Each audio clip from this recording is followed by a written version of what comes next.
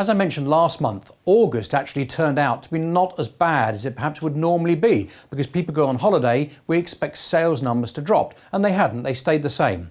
Now, interestingly, in September, we'll have a look at the figures in a minute, but again, the sales have held up. But there's some interesting statistics as well showing that what appears to be people interested in buying property.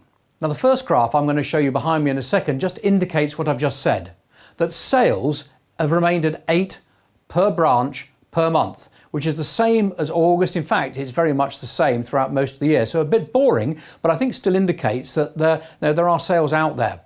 Now, the percentage of first-time buyers is something that we always monitor, and that actually went up slightly last month. So in other words, the percentage of those 8 sales per branch, actually 22% of those, according to our members, were to first-time buyers. That's actually up from 20% last month. So again, the old first-time buyer who's finding it quite difficult to get mortgages is still out there looking, providing they can get the deposit together, which, as I've said before, often come from the bank of mum and dad. One of the interesting statistics for September is the one behind me now, which actually shows the number of available properties per branch.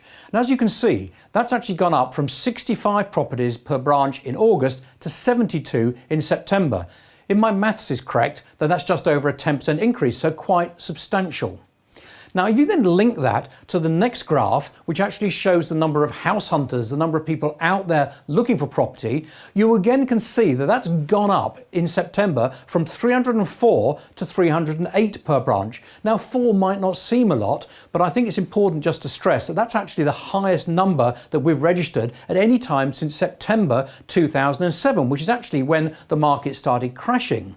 So there are house hunters out there, or there appear to be. There are slightly more properties available, so one would hope that that's actually going to come through in increased sales.